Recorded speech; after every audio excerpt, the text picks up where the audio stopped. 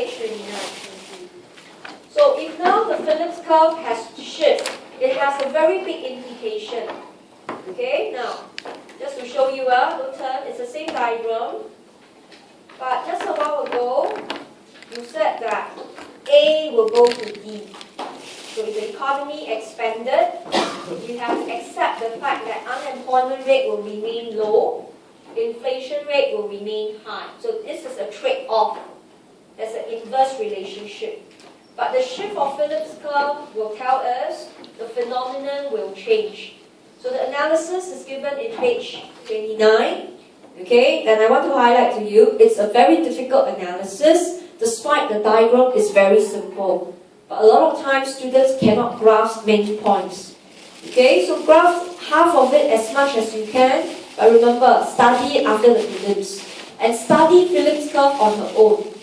Okay, don't say, oh, I finished BP curve, then I start studying Phillips curve. Your mind cannot grasp it. Phillips curve must be studied on her own. So maybe early in the morning, 10 o'clock, you spend 2 hours on Phillips curve and finish it and don't come back to it again. Right? It must be studied on her own. So let's look at now the Phillips curve. I've explained A1 to B with you just now already.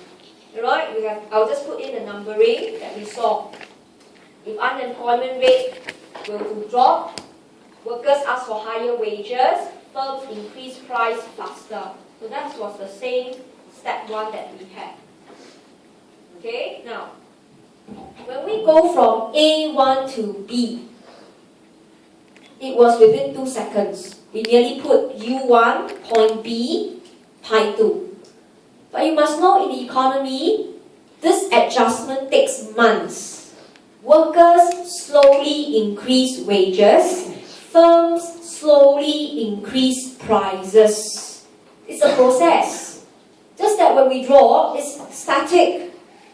But as pi starts to increase, pi E starts to go up. So 3 things are happening. Wages goes up, pi goes up, pi E also goes up. 3 things are happening at one go. But in the diagram, we don't see. Diagram is static. Diagram goes this way. Diagram goes, wages goes up, prices go up until pi 2. Pi 2 increase, pi E goes up. And this is step 2. We shift the Phillips curve up. But in the real world, when you are at A1, the curve started shifting already. So that makes the entire adjustment not that fluid as what you did in ISLM and in the later ATAS model. So you must be very careful. There is a time dimension, and they are all percentage change. So in the process, firms increase prices, workers increase wages, workers also increase pi E. So in other words, you observe. Okay, look at this concept called real wage, W over P. Firms increase prices. Okay, so this is the first move. Unemployment rate drop, wages goes up, firms increase prices faster. Okay, but it didn't end there. Pi E goes up, so I'm going to put another arrow again. So there is a dual increase in wages, but prices cannot increase too much. You have a recession. So look at the firms. The entire real wage actually goes up. So the firms cannot afford.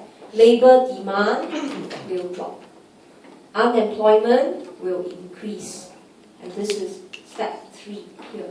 This is the step 3 that a lot of people cannot grasp. Most students can do A1 to B. They understand. Unemployment rate drops, wages goes up, firms mark up prices. Inflation rate goes up. So if you can do that, you're okay already. But the modern Phillips curve has another implication. Alright, that workers saw that pi goes up, they start to adjust pi E, they ask for another round of wage increase.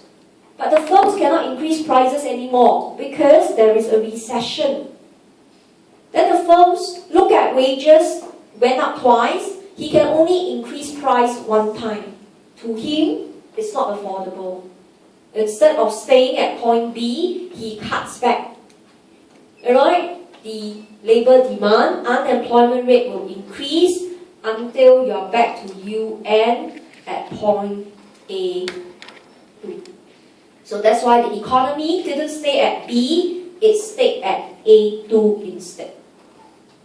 Alright? So it's only one arrow, step 3, but there is this perspective you must grasp. Why is it the firms cannot continue to increase price? Because over here, there is a recession. Oh, not recession, what am I writing? That's right, there's an economic boom. Okay, not a recession. There's an economic boom, but he cannot continue to increase price. There's a limit that he can do it. Right? But workers continue to adjust wages.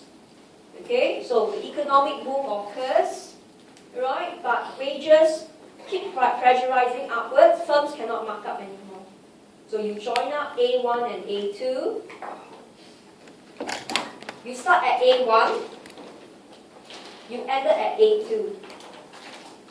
Alright, so that tells you this is known as the long run Phillips curve.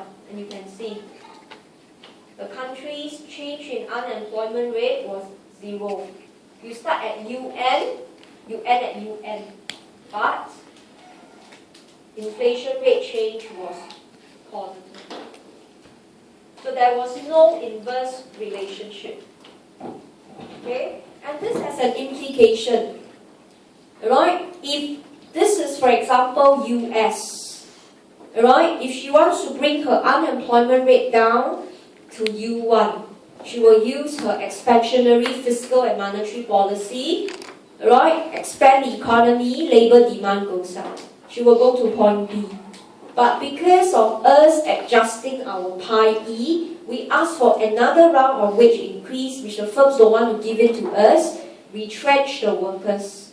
Government's effort to bring down unemployment is wasted.